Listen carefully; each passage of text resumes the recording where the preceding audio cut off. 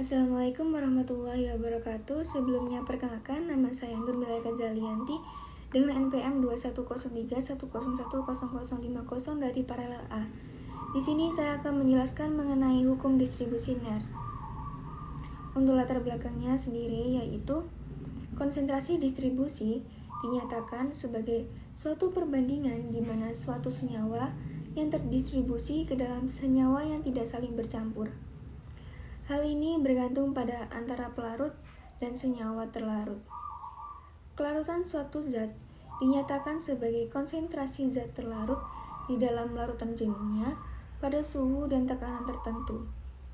Kelarutan dinyatakan dalam milimeter pelarut yang dapat melarutkan 1 gram zat. Dan untuk melakukan suatu zat, sering juga ditemukan saset pelarut yang tidak saling bercampur. Dalam sistem dua cairan yang tidak saling bercampur, dapat berlaku hukum distribusi NERS.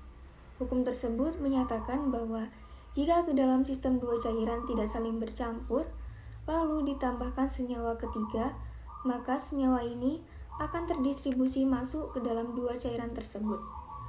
Hukum distribusi dipakai dalam ekstraksi, analisis, dan penentuan kesetimbangan. Contoh aplikasi dari hukum distribusi NERS yaitu dapat ditemukan pada ekstraksi litium dari danau garam dengan elektrolisis membran. Oleh karena itu, agar dapat mengetahui konsep beserta pengaplikasiannya, maka dilakukan percobaan hukum distribusi NERS.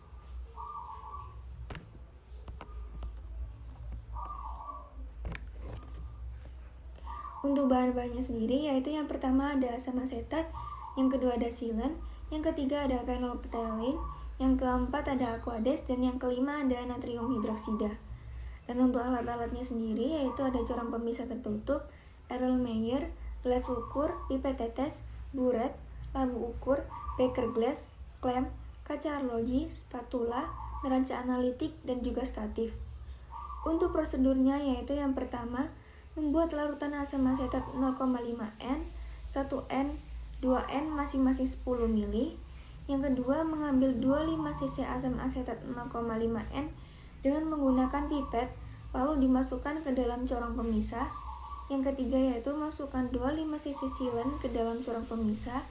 Yang keempat, tutup corong pemisah lalu kocok sampai mencapai kesetimbangan. Yang kelima, keluarkan lapisan bawah dan ditampung dalam beker glass.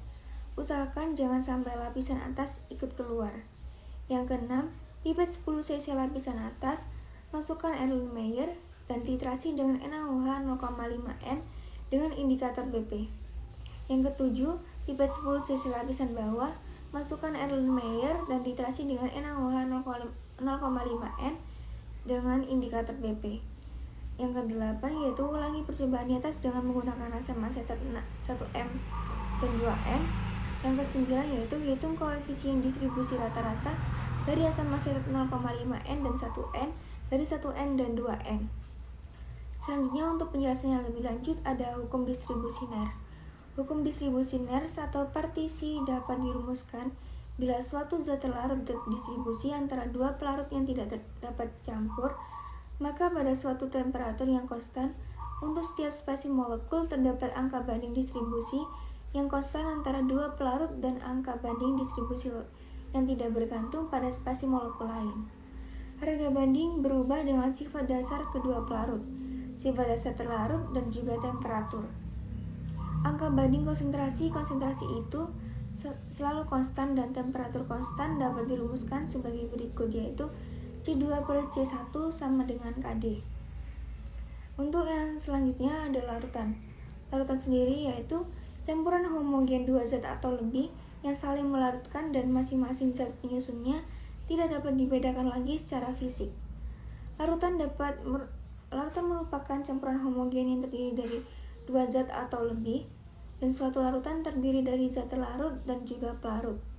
Zat yang jumlahnya banyak biasanya disebut pelarut, sementara zat yang jumlahnya sedikit disebut dengan terlarut. Selanjutnya ada jenis larutan. Jenis larutan berdasarkan tingkat kejenuhannya dibagi menjadi 3 macam, yaitu yang pertama adalah larutan jenuh, yaitu larutan yang mengandung solut larut. dan mengadakan kesetimbangan dengan solut padatnya. Atau dengan kata lain, yaitu larutan yang tepat habis bereaksi dengan pereaksi.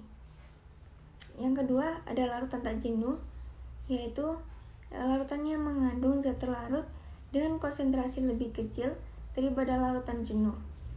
Dalam larutan tak jenuh, belum mencapai kesetimbangan antara zat terlarut dan juga zat yang tidak larutnya. Jika zat terlarut ditambahkan ke dalam larutan, maka larutan ditambahkan ke dalam larutan akan mendekati jenuh. Yang terakhir ada larutan lewat jenuh, yaitu suatu larutan yang mengandung lebih banyak solut daripada yang diperlukan untuk larutan jenuh, ataupun larutannya tidak dapat dibagi lagi zatnya sehingga akan menjadi adanya endapan. Untuk larutan sangat jenuh ini terjadi apabila konsentrasinya yaitu lebih dari KSP. Selanjutnya ada ekstraksi. Ekstraksi adalah suatu proses pemisahan dari bahan padat maupun cair dengan bantuan pelarut.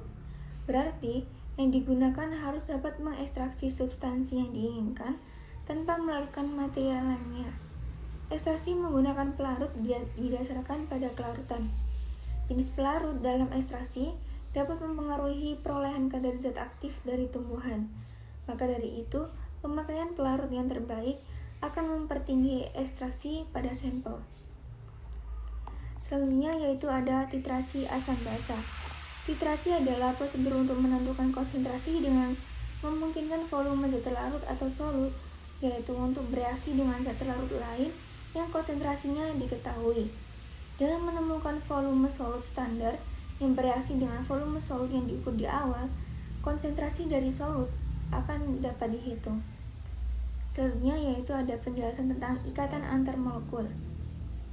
Dan ikatan yang terjadi antara molekul terbagi menjadi dua macam, yaitu yang pertama ada ikatan hidrogen, di mana ikatan hidrogen merupakan gaya tarik-menarik atom H dengan atom lain yang mempunyai keelektronegativan besar pada satu molekul dari senyawa yang sama. Yang kedua ada ikatan van der Waals, di mana gaya van der Waals dalam kimia menunjukkan semua jenis gaya tarik-menarik antar molekul, namun kini merujuk pada gaya-gaya yang timbul dari polarisasi molekul menjadi dipol seketika. Selanjutnya yaitu ada indikator PP. Indikator PP merupakan suatu senyawa kompleks yang dapat bereaksi dengan asam maupun basa dengan adanya percobaan warna sesuai konsentrasi ion hidrogen melalui proses titrasi. Dan yang terakhir ada faktor-faktor yang mempengaruhi hukum distribusi Nernst. Yang pertama yaitu ada temperatur yang digunakan. Semakin tinggi, maka reaksi semakin cepat sehingga volume titrasi menjadi kecil. Akibatnya, pengaruh terhadap nilai K. Yang kedua ada jenis pelarut, yaitu apabila pelarut yang digunakan adalah zat mudah menguap atau higroskopi, maka akan mempengaruhi normalitas. Yang ketiga ada jenis terlarut, yaitu apabila zat akan dilakukan adalah zat yang mudah menguap atau higroskopi, maka akan mempengaruhi normalitas. Dan yang terakhir ada konsentrasi, di mana semakin besar konsentrasi suatu zat, maka semakin besar pula harga K. Dan sekian penjelasan dari saya, kurang lebihnya mohon maaf. Wassalamualaikum warahmatullahi wabarakatuh.